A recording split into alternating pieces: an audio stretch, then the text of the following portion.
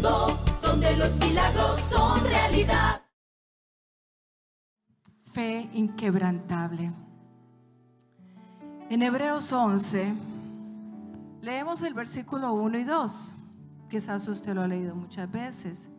Es pues la fe, la certeza de lo que se espera, la convicción de lo que no se ve, porque por ella alcanzaron buen testimonio los antiguos. Y saltemos al versículo 13. Dice: conforme a la fe murieron todos estos sin haber recibido lo prometido, sino mirándolo de lejos y creyéndolo y saludándolo y confesando que eran extranjeros y peregrinos sobre la tierra. Parece un poquito complejo cuando yo leía estos pasajes, porque aquí hace una descripción de grandes héroes de la fe. En ese capítulo 11 Dios plasmó los nombres de las personas que eran héroes de la fe. Habla de Abel, de Enoc, de Noé, de Abraham y Sara. Y ese versículo 13 nos sorprende. A mí me sorprendió, porque yo decía: ¿cómo así? Que no recibieron lo prometido. Y eso es otro tema, seguramente para otra ocasión, analizar puntualmente qué es a lo que ellos se refieren, que no recibieron lo prometido.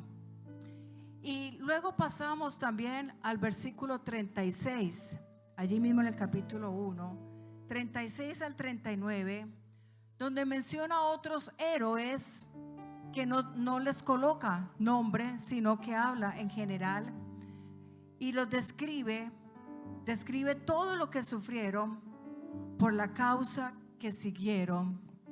Y al final dice, veamos, versículo 36 al 39: otros experimentaron vituperios y azotes, y a más de esto, prisiones y cárceles.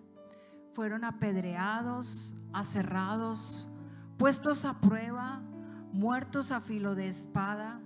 Anduvieron de acá para allá, cubiertos de pieles de ovejas y de cabras, pobres, angustiados, maltratados, de los cuales el mundo no era digno, errando por los desiertos, por los montes, por las cuevas y por las cavernas de la tierra. Y todos estos, aunque alcanzaron buen testimonio mediante la fe, no recibieron lo prometido. Parecieran un pasaje desalentador. ¿Cómo así que están en la lista de los héroes de la fe? Pero hablan de hombres que sufrieron tanto que usted diría: no, yo no quiero ser héroe de la fe, si es que me va a tocar vivir así. Pero allí habla cómo sufrieron tanto, y dice que ni siquiera alcanzaron lo prometido, pero están allí en esa lista. Y eso es algo que para mí era difícil de comprender. Pero ¿por qué Dios los puso en ese podio de héroes de la fe si no alcanzaron la promesa en la que creyeron?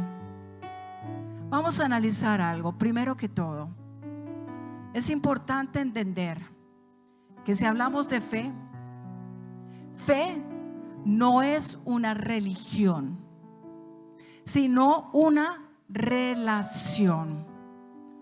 Vamos a ver por qué. En el versículo 6 del capítulo 11 que estamos mirando, dice: sin fe es imposible agradar a Dios, porque es necesario que el que se acerca a Dios crea que le hay y que es galardonador de los que le buscan. Esta palabra tan corta es tan esencial, es tan importante en nuestra vida. A veces no alcanzamos a comprender la dimensión de lo que esta corta palabra implica en nuestra vida, porque es la única condición básica para acercarnos a Dios.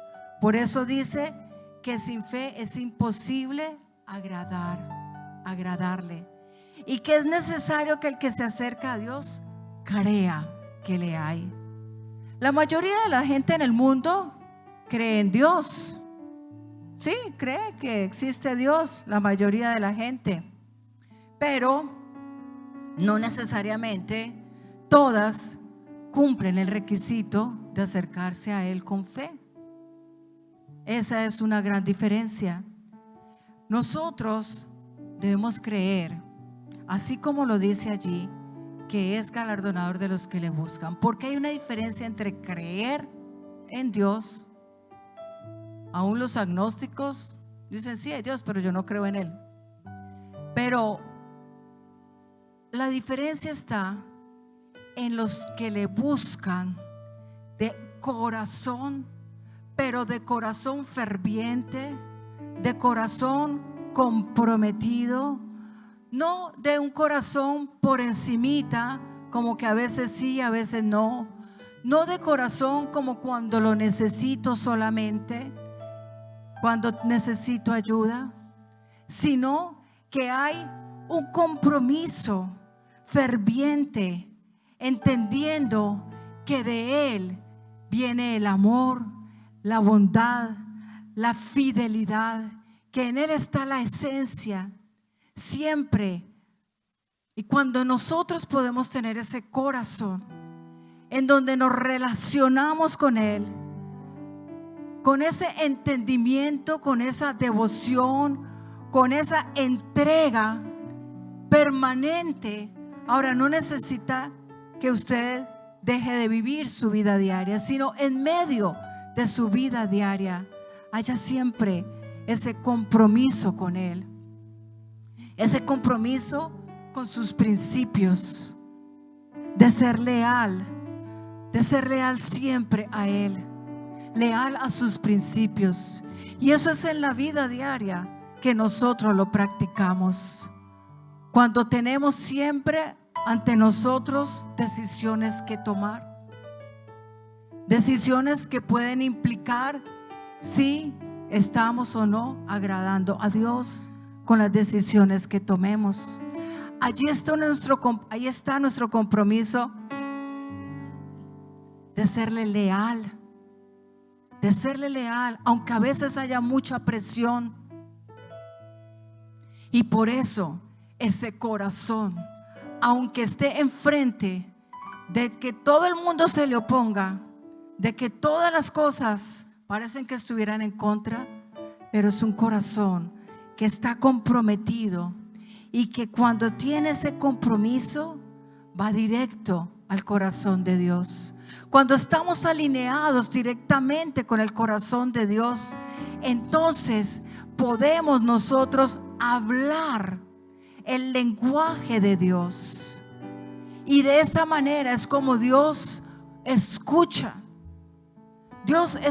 ese lenguaje que tenemos cuando tenemos un compromiso, nos alineamos con Él, y así es como aprendemos a hablar su lenguaje, no el lenguaje de nuestro corazón, no el lenguaje de nuestro entorno, sino ese lenguaje de un compromiso con sus principios. Y podemos tener esa relación donde me doy, me entrego de una manera completa y absoluta a Él. Porque esa vida de compromiso a veces implica renuncias que tenemos que hacer, a placeres. No estoy hablando de cosas que no está mal disfrutar de la vida, no, a placeres incorrectos, porque en medio del mundo todos están buscando de alguna manera tener seguridad, pero la buscan en lugares incorrectos, porque necesitan tener su corazón afianzado en algo que les dé seguridad. Pero cuando nosotros nos comprometemos nuestra vida verdaderamente con esa entrega, donde hay renuncia. A uno a veces me he encontrado yo con personas que le dicen: es que no voy a la iglesia porque ya le prohíben a uno. O le preguntan a uno: es que ahí en la Biblia se prohíbe tal cosa. ¿Sabe? Dios no prohíbe nada. Dios no prohíbe nada. Ni aquí le prohibimos nada. Nunca yo le voy a prohibir nada. Nunca mi esposo prohibía nada.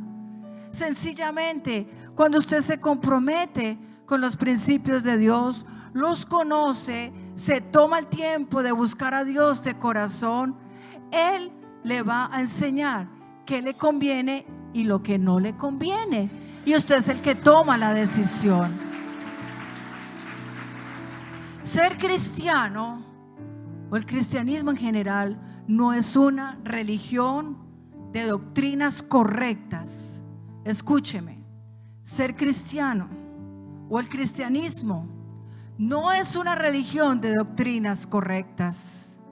Es una relación correcta con Dios. Es una relación comprometida, consagrada y correcta con Dios. Y cuando establecemos eso, esa es esa fe que no nos va a dejar movernos. Por eso es una fe inquebrantable.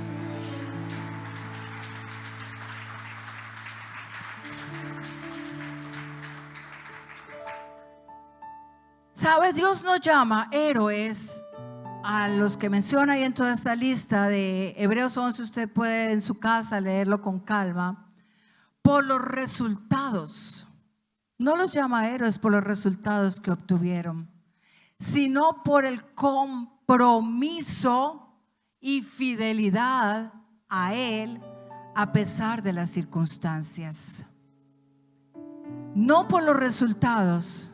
Usted puede decir: es que esa persona es una persona de fe porque usted vea grandes cosas que han pasado en su vida. Sí, la fe muestra resultados, claro. Por la fe esperamos resultados y se dan resultados. Pero Dios no le va a llamar a usted hombre o mujer de fe, o a mí o a cualquiera, por los resultados, sino por ese compromiso y esa fidelidad a Él, a pesar de que las circunstancias sean contrarias. ¿Qué fue lo que le pasó a Moisés? Leamos en Hebreos 11, 24 al 29. Dice: por la fe Moisés, hecho ya grande, rehusó llamarse hijo de la hija de Faraón, escogiendo antes ser maltratado con el pueblo de Dios que gozar de los deleites temporales del pecado, teniendo por mayores riquezas el vituperio de Cristo que los tesoros de los egipcios, porque tenía puesta la mirada en el galardón. Él tuvo que tomar una decisión. Por la fe dejó a Egipto, no temiendo la ira del rey, porque se sostuvo como viendo al invisible. Por la fe celebró la Pascua y la aspersión de la sangre, para que el que destruía a los primogénitos no los tocase a ellos. Por la fe pasaron el mar rojo como por tierra seca, e intentando los egipcios hacer lo mismo, fueron ahogados. Entonces aquí vemos en Moisés una vida de compromiso con Dios, cómo tuvo que enfrentarse a circunstancias a las que tuvo que renunciar, a placeres a los que él renunció por un compromiso. Pero ¿qué fue lo que él no obtuvo? La tierra prometida. Sin embargo, siempre hasta el final, él tuvo su compromiso y su fidelidad y su lealtad con Dios, a pesar de todo lo que conocemos en la historia, cómo se le opusieron, cómo se le rebelaron. Y él podía haber renunciado y tuvo ganas, porque a veces nos da ganas en mitad del camino de tirar la toalla y de decir: hasta aquí llegué y ya no más, esto no es para mí, me equivoqué o Dios se equivocó conmigo. Pero siempre estuvo hasta el final, porque él tenía su mirada, su corazón perfectamente alineado con Dios, con ese Dios que le abrió el mar rojo, que pasó el pueblo y allí se ahogó Faraón y todo su ejército y pudieron llegar al otro lado. Atravesaron el desierto con todas las circunstancias. Vio como siempre le respaldó con comida, con agua. El vestido nunca se gastó y toda la historia que conocemos que vivieron en el desierto. ¿Por qué? Preguntar por qué Dios. Bueno, no es el motivo. Aquí el motivo es la fe inquebrantable de Moisés, siempre a pesar de que no pasó a la tierra prometida. Pero el que él no pasara a la tierra prometida no significara que Dios no tuviera esa tierra para su pueblo. Él cumplió con lo que tenía que cumplir. Los sacó de Egipto, los llevó y ahora el pueblo tenía que pasar. Me devuelvo un poquito. En Deuteronomio 3, 27 al 28, cuando Dios le dice a Moisés que no va a entrar a la tierra prometida, le dice: manda a Josué y anímalo y fortalécelo, porque él ha de pasar delante de este pueblo y él les hará heredar la tierra que verás. Pero ¿será que Josué entró inmediatamente? Le tocó afrontar a todo ese pueblo que empezó a hablar mal de la tierra prometida, porque se dejaron influenciar de los 10 espías que con él habían ido, con él y Josué habían ido, y que solo Josué y Caleb hablaron bien. Y Josué trató de animarlos, trató de hablarles que todo lo bueno que allí iban a alcanzar y a tener, esa tierra que fluía leche y miel. Pero el pueblo se opuso, y por causa de que el pueblo habló mal, Dios les dijo: bueno, se me quedan toda esta generación al desierto hasta que mueran, y sus hijos son los que van a entrar con Josué y con Caleb. Josué pudo haber dicho: ¿y yo qué culpa? Si yo antes hablé bien, si yo he creído. Josué nunca dijo nada como para que Dios tuviera que decirle a él. Podía haberle dicho: bueno, Josué, Señor, Caleb y yo entramos y allí vamos a arrancar, y podían haber entrado con sus familias y arrancar las generaciones. Los otros que se mueran, ellos allá paguen por sus hechos, por sus culpas. Pero Josué, su fe, a pesar de algo que no era agradable para él, cuánto ansiaba seguramente él, no era sino atravesar el Jordán y entrar y tomar el lugar. Pero él agachó la cabeza obedientemente, aferrado a la promesa de que Dios le iba a entrar a la tierra prometida, aunque tuviera que afrontar todas las dificultades que afrontaron el desierto con ese pueblo tan rebelde. Pero finalmente él tuvo la satisfacción y entró a la tierra prometida después de 40 años. Ahora, usted dirá: ¿será que me va a tocar esperar tanto tiempo? ¿Será que como Abraham esperó 25 años por el hijo? ¿Será que es que Dios me tiene a mí para tanto tiempo? No necesariamente. Sin embargo, lo que a Dios le importa es que a pesar de que el tiempo pase, de que no veas el cumplimiento de la promesa, sigas comprometido con Él, sigas leal con Él, fiel a sus principios, fiel a su palabra, siempre mirándolo a Él, como dice, como mirando al invisible, siempre los ojos puestos en el invisible. En este mundo miramos lo visible y nos dejamos de caer, dejamos desalentar por lo visible. Pero cuán importante es en esos momentos de dificultad que siga la mirada puesta en el invisible, autor de lo imposible. El invisible es el autor de lo imposible. Si la mirada está en lo visible, todo va a seguir como si fuera imposible. Pero no es nuestra necesidad la que mueve a Dios. Es que a veces creemos que Dios se mueve por nuestra necesidad. Si Dios se moviera por la necesidad,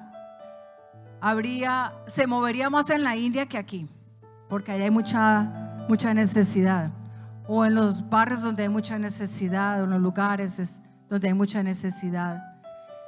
Porque a veces la gente le dice a uno: ¿y por qué, si Dios existe, hay tantos pobres y le mencionan a unos todas las crisis y las situaciones graves y las condiciones críticas de personas que tienen que vivir situaciones complejas? Es que Dios no se mueve por la necesidad de nadie. Dios actúa en la necesidad de aquel que ha establecido una relación de compromiso, de fidelidad, una relación correcta, que le busca de corazón ferviente en todas las circunstancias. Allí es donde Dios puede moverse, porque está el lugar para Él. En las únicas personas con las que Él entra en contacto pleno y genuino es con aquellos que entran en la dimensión de la fe, de verdadera confianza y compromiso con Él. La fe que triunfa y que crece no se basa en la evidencia natural. La fe crece es cuando conocemos las promesas y hablamos en concordancia con ellas. Como decía al principio, la gente en general dice que cree en Dios, y de alguna manera siempre en lo natural tenemos fe. Como decía mi esposo una vez: usted se sentó en esa silla porque tiene fe que la silla estaba buena. Usted se tomó el café esta mañana porque tenía fe que su suegra no le echó veneno.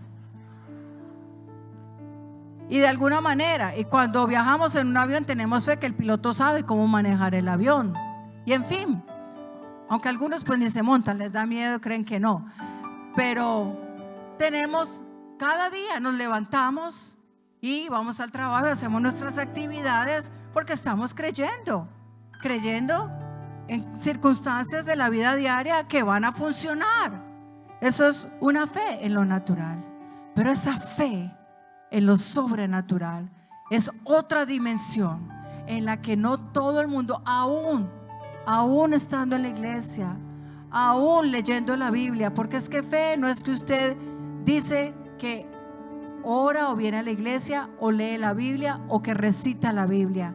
Es cuánto verdaderamente usted eso lo relaciona al corazón de Dios, verdaderamente conectado con Él.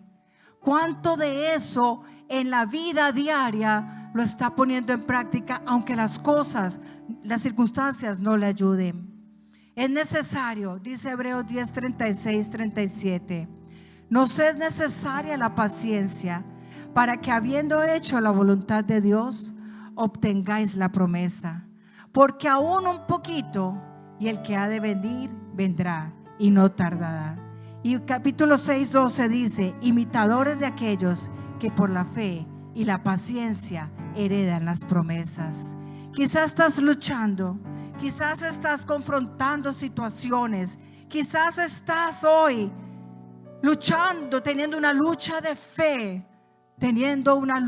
fe, porque cuando están las cosas tan adversas, hay una lucha de fe. Yo quiero decirle, durante la enfermedad de mi esposo, no hubo un momento en que él tuviera una duda de fe de que Dios era el sanador. No tuvo nunca duda de eso, de que Dios podía sanarle. Pero a pesar de que no veíamos la sanidad, a pesar de que ustedes nos acompañaron en oración, muchos que no están aquí, que gente aún de otros países, que oraron, que ayunamos, que clamamos, que declaramos la palabra, él no dudó de que Dios era el sanador. Siempre lo creyó. Todos los días ponía los versículos de sanidad y estaba siempre mirando la sanidad. Ahora, quiere decir que por el hecho de que usted dirá, no lo sanó, Dios se lo llevó, ¿quiere decir con eso que falló la fe? ¿Quiere decir que Dios ya no hace milagros? Yo quiero decirle que Dios va a hacer más milagros aún de los que cuando Él estaba aquí orando, porque su fe no falló y nosotros vamos a seguir con esa fe inquebrantable, que Dios sana, que Dios libera, que Dios restaura, que Dios salva. Él es el mismo ayer, hoy y por los siglos, y siempre, siempre vamos a ver sus obras. Ahora, puede que en su vida las cosas estén muy mal. Yo lo único que quiero decirle es que aunque las promesas tarden, no debe desalentarse. Un fracaso no significa que usted sea fracasado. Significa que todavía no ha alcanzado el éxito completo. Un fracaso no significa que no ha logrado nada. Significa que hemos perdido algo. Un fracaso es algo que se perdió, no que todo se perdió. Un fracaso no significa que vamos a echarnos para atrás. Un fracaso significa que debemos seguir hacia adelante con mayor ahínco, con mayor ímpetu. Un fracaso no significa que jamás lograremos nuestras metas. Significa que tardaremos un poco más en alcanzarlas, pero que lo podemos hacer, que vamos a alcanzarlas. De manera que yo le quiero animar, aunque las circunstancias y aunque todo alrededor le hable lo contrario a la promesa, a lo que usted encuentra que Dios le habla en su palabra, siga esa promesa, siga. Y si de pronto usted cree que no se va a dar, siga mirando al invisible, porque Él es capaz de hacer lo imposible.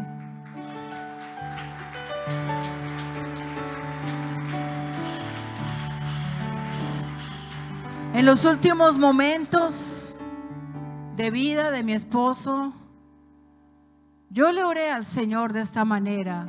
No veía los resultados, no los veíamos, pero yo le dije: Señor, yo sé que tú puedes sanarlo, tú puedes hacerlo. En ningún momento dudé de que Dios fuera sanador. No dudo que puedas sanarlo. Si quieres, lo puedes hacer en un momento, a pesar de la mala condición que en lo natural lo veía. Pero le dije: Señor, si esto ya es el tiempo, ya Él cumplió, pues dale paz y llévatelo en paz. Y sabe, ese último día, cuando estaba al lado de su lecho de muerte, estaba consciente, muy débil, sin fuerzas, pero consciente. Yo les conté a los que estuvieron allá en el cementerio esta anécdota que quiero compartírselas. Cuando estábamos allí en esa habitación, una habitación, el último día, Dios lo colocó en otra habitación a la que estuvo todo el tiempo de su enfermedad. Pero una habitación tan especial porque tenía unos ventanales amplios, con una visión tan amplia, con un panorama muy bonito. Y yo no había caído en cuenta hasta un momento en que estaba yo al lado de su cama y miré un punto y allí estaba el Teatro Imbanaco. ¿Cuántos de aquí estuvieron en el Teatro Imbanaco cuando la iglesia tuvo ese avivamiento? Empezó Dios, por su gracia y su misericordia, nos usó a mi esposo, usó a la iglesia para un avivamiento muy grande. ¿Cuántos? Varios. Bueno, para los que de pronto no llegaron después, el Teatro Imbanaco, cuando mi esposo y yo, o sea, cuando nos casamos, en el año 88. Al año fuimos a Bolivia. No al año, a los 6 meses nosotros fuimos a Bolivia. Y allá estuvimos en la iglesia donde él nació. Y esta iglesia muy avivada, muy grande, se congregaban en un teatro principal de la ciudad de La Paz.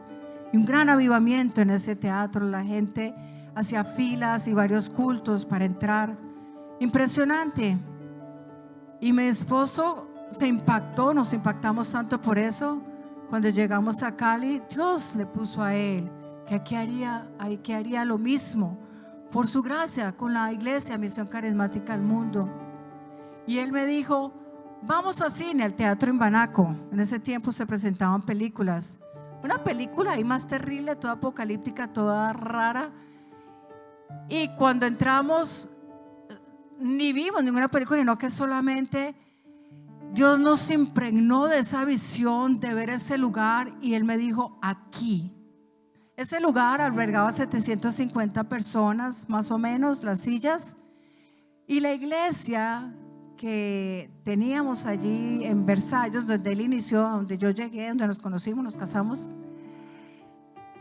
tenía más o menos 150 personas. Yo me acuerdo que él tenía escrito ahí en la pared una meta. La meta son 200 personas. Y bueno, siempre con la visión de metas, de crecer, de multiplicación.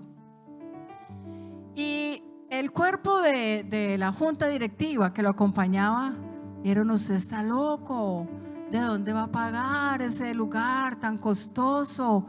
¿Y usted cómo cree llegar ahí? Como quien dice, con 5 pelagatos, no, un teatro de 750 personas.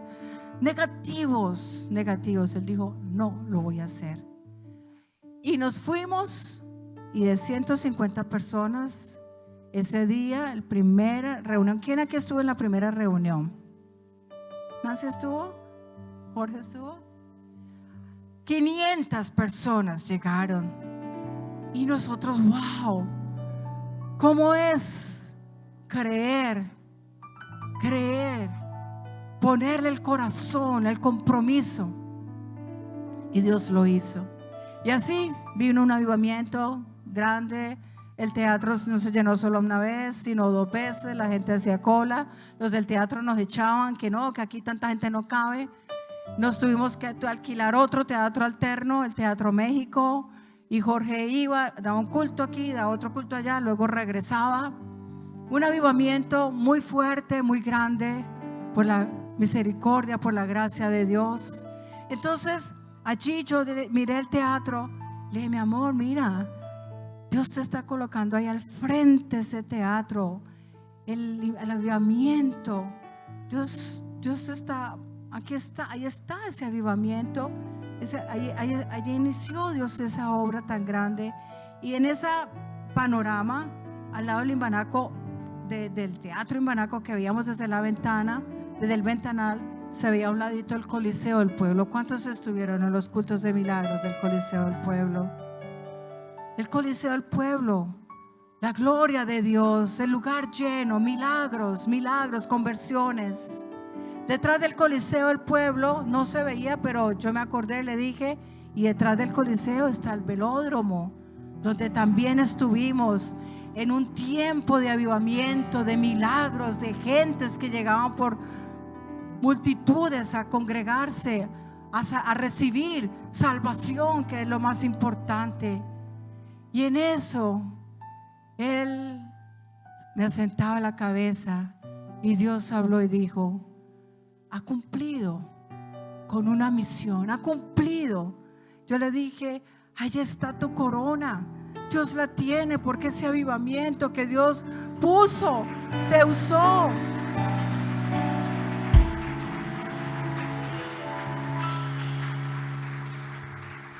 Entonces, muchas dificultades también vinieron. Nos ha tocado vivirlas. Hemos sufrido con Él las dificultades. Seguimos luchando contra ellas. Pero nunca Él dejó de creer en las multitudes, en los milagros, en el Dios de lo imposible, siempre, siempre, hasta el final. Y aquí nos lo dijo en sus últimas predicaciones. Y aunque Él ya no está en cuerpo, en espíritu sí lo sentimos. Esa fe está sembrada en cada uno de nosotros. Y esa visión y ese sueño seguirá, continuará. Y nuestras generaciones, aquí yo tengo la segunda, la tercera generación, usted puede tener generaciones hasta la tercera y cuarta generación, y van a conocer que ese sueño se cumple, porque no viene de un hombre, vino de Dios, sino que viene del corazón de Dios. No va a parar. La obra que Dios empezó la continuará y la completará, aunque en el camino haya adversidad. Y esa es la fe inquebrantable, la fe que yo la creo, yo la tengo. Yo espero que cada día siga creciendo.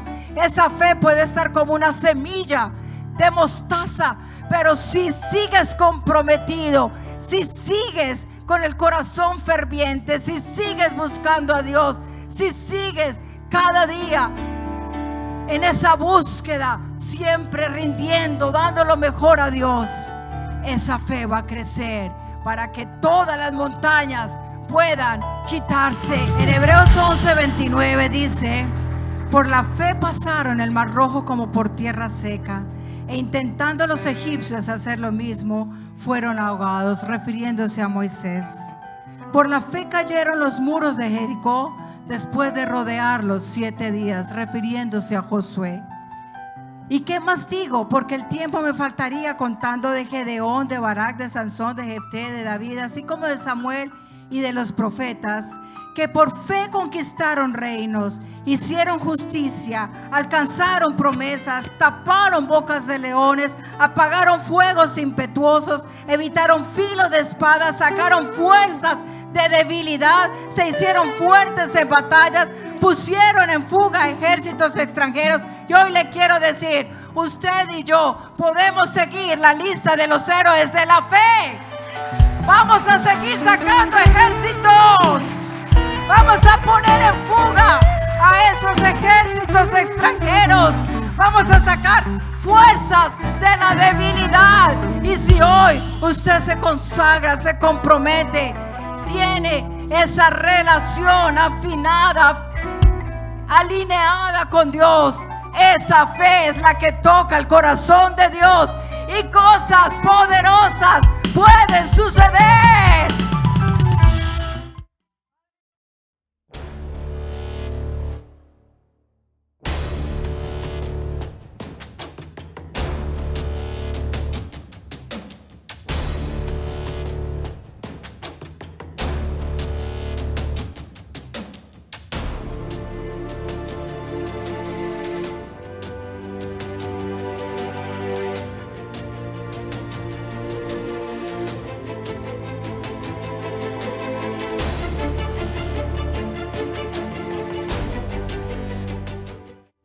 Carismática al mundo, donde los milagros son realidad.